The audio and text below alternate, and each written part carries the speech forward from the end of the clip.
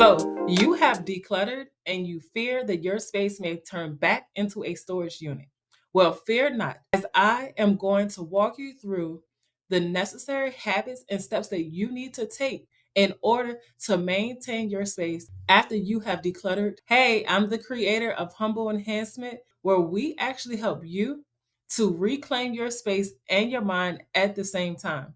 Today, we'll be talking about the habits that you need to actually take and maintain within your space in order to reduce clutter coming back into your space, creating a storage facility where you do not want to live. The first habit to maintaining a clutter free space after decluttering is to adopt the 0 in, 3 out decluttering method. Doing this directly after decluttering one space will help you to maintain that one space. Doing this will train your mind where you will gain muscle memory and also gain productive habits to help move you forward within your space. Practicing the 0 in, 3 out method will actually help you as you grow towards being more intentional about your life. When you are practicing this new standard for your home, keep this method until you are at least 80% fully decluttered in your home. This means not just your room or the kitchen. 80% of your household must be decluttered. During the process, make sure you keep a journal, as you may realize that there is some different thoughts that you need to declutter and get out of your internal system. I created a journal to help you declutter your internal well-being so you can live a life that is more pleasing to you and more in alignment to your standard. As you may know, thoughts leads to behaviors, and behaviors lead to habits. Change only happens when your mind is fully committed to moving forward. Transforming your space and not your mind will actually lead to more clutter. Use this time to actually work on your thoughts, work on your mind so everything can be in alignment. With you practicing the 0 in, 3 out method, you can actually address any lingering thoughts within your internal system until there is a full completion of your space and within your internal well being. Like I said, 80% of your space should be decluttered within this 0 in, 3 out decluttering method. This habit will help you to move your space and your mind forward. As time goes on, you may begin to realize that you are now a disciplined person in your new journey. Once you realize this is where you can start adopting the 1 in, 3 out method when it comes to decluttering. What this means is if you buy one item, make sure you remove 3 items within your space out of your space. While you're in this process, make sure you are also being very, very mindful of your actions and keep your same high standards with maintaining a organized space after decluttering. During this whole process, have your family to start taking care of their areas and to actually treat this as a family activity. And if your family members are not on board, it is okay. Sometimes it takes a little while for everyone to get on board. But I want you to continue your journey moving forward in your new space as you are now transforming things internally and externally with the things that you are in control of. You never know that what you are doing may spark something within your family that makes them want to actually get in the process of understanding what's going on because they're seeing a new you, they're seeing a happier you. You're able to actually function in a way where it's helping them to feel inspired. The second habit to maintaining a space after decluttering is to actually schedule time to tidy up your space. When it comes to scheduling the time, it's similar to making a schedule for your business. And if you have employees, it's the same similarity. You have to figure out what times work best for each person, along with what works best for you. So when you are creating a schedule, you have to be very, very transparent with yourself. So it's best to actually take a day off, or if you already have a day that you're going to be off, set aside some time so you can take inventory of what's going on around you. When you take off, or whenever you have this off period, look at everyone's schedule. When do your family members actually come home? What are the other activities that your family is doing throughout the week? Also, make sure you take account of your schedule as well. Pay attention to how your family operates under stress. Figure out the best times when your family members are the less stressed. So, say for instance, your significant other gets home at 6 o'clock. What is the normal routine that your partner will actually do? And pay attention to see where you can fit in a time for them to actually be tidy. And once you kind of figure out the different times for them to help you around the house with keeping it tidy, make sure that you present all of this information, address them, and see if this is something that they are actually capable and able to do, so everyone in the house can get on board with maintaining the home after it has been fully decluttered, or at least 80% decluttered. As you make this list of the different places that need to be maintained, make sure you only write down your non negotiables at the top of your list. For example, this can be putting away the dishes before a person leaves out in the morning.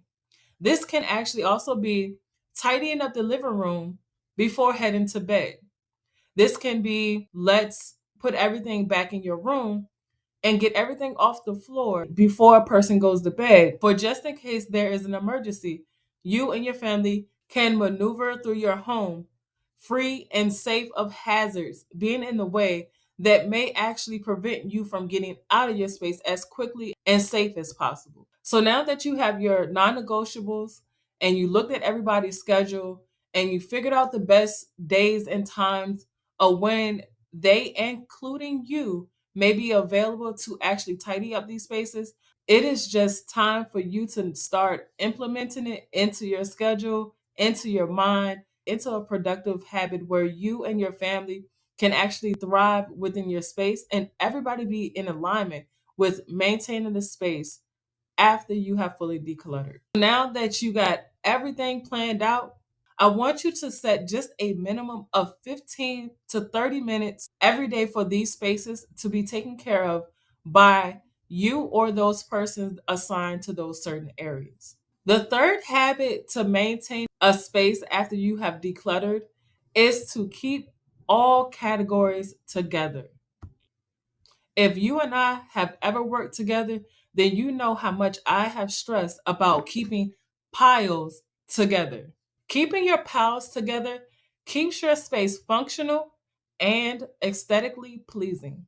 And I say aesthetically pleasing because the joy and peace that you will get from having a clutter free home will hit your internal core in multiple directions, where you will actually be in awe of your space from every direction.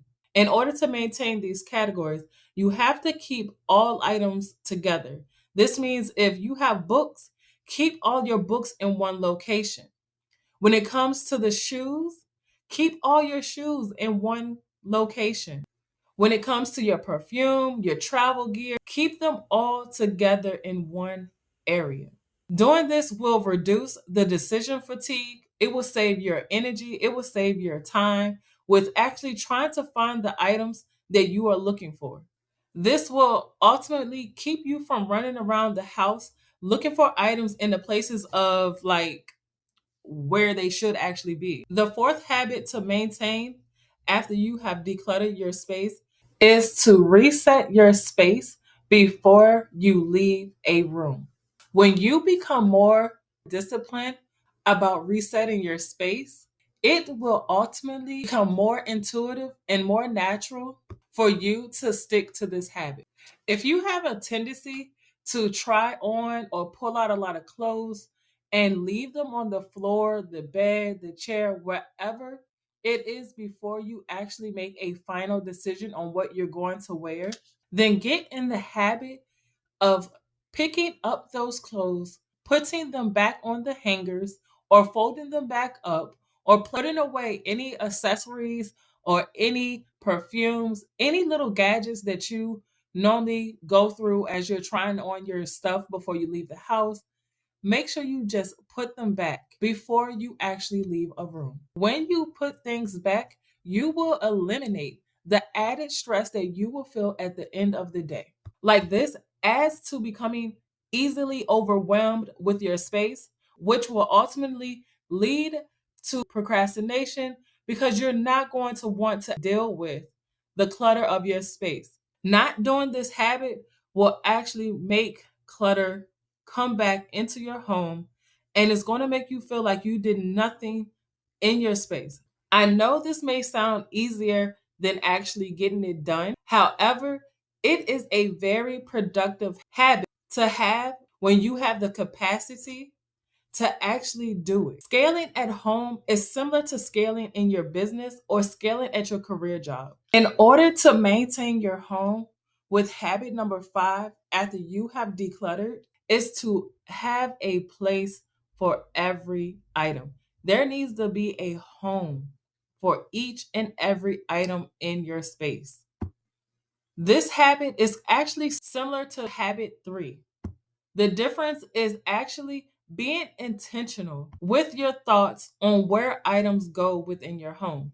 So, if you cannot foresee where an item will go in your home from shopping at Target or you shop online on Amazon, get in the habit of telling yourself no. Then you need to be more intentional and tell yourself, no, I got this. My space is very organized. I don't need this. This is just more of a desire, but it will not serve me in my life.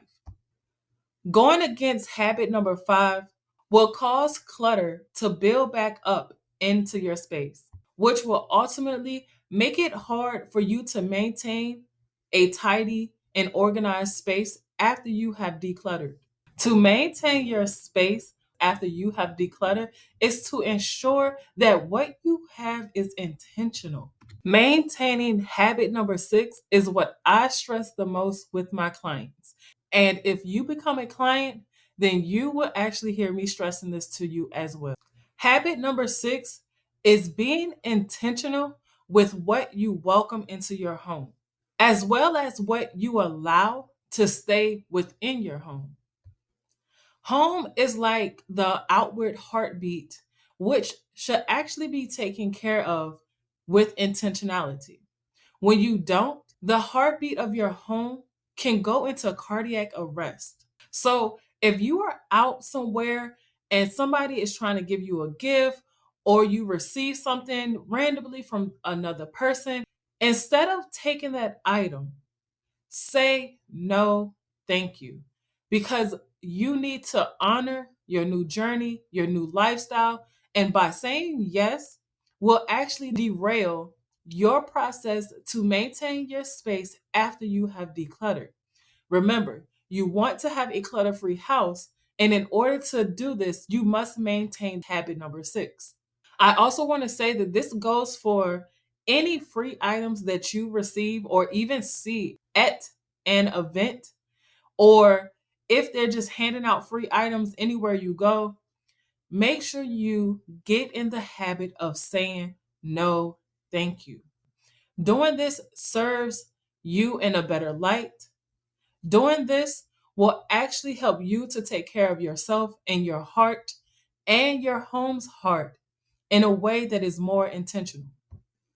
Everything in your life from this moment on should only be serving you with things that you actually love, things that you're actually going to use, and things that truly inspire you to be better or to help you to improve your mental well being or to improve your space. Maintaining your space after decluttering with habit number 7 is basically creating simple and easy to do systems. To do this, they need to be practical, functional, and easy for you to assess or those within your family to assess. For example, When I'm working with clients that have dressers, I often suggest and recommend that they buy or purchase honeycomb dividers for their drawers. Using this type of organizing solution helps to keep your space very clean while also being easy to manage and maintain for long-term success.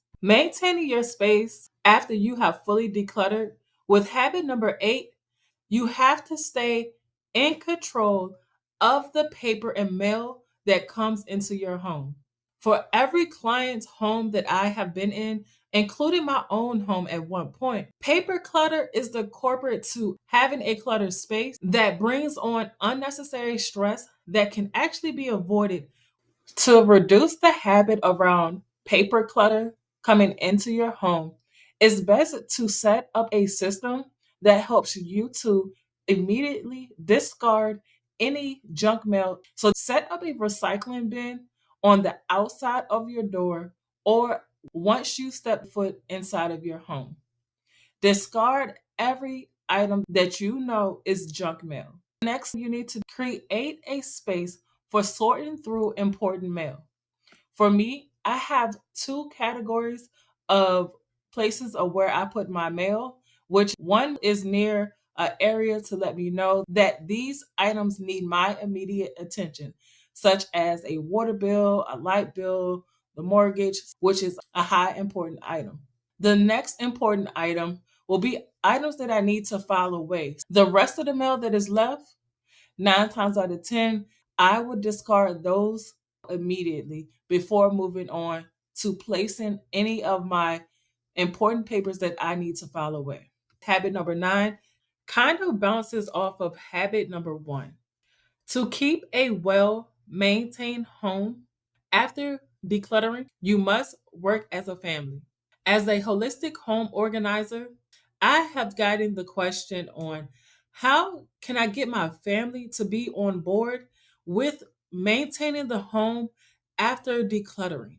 Every habit that I've shared with you in this video, it is intended for everyone in the home to keep a tidy and organized space. So the tip for you is to really get everyone on board with honoring the new habits you set for your home because you want everyone to honor the space of which they live in. You all have to work together as a unit. So ultimately, you just have to be very intentional with working together to keep the space tidy and organized within the home for long term success. So, again, honoring the space in which you all live in is going to take everyone becoming an active participant in keeping the home tidy and organized. After you all, or just you, have decluttered the home. So I am very curious to know, which habit do you think will be hard or challenging to implement into your new journey, into your new lifestyle for you or your family? And remember, if you want to live life fearlessly, you must declutter on all aspects.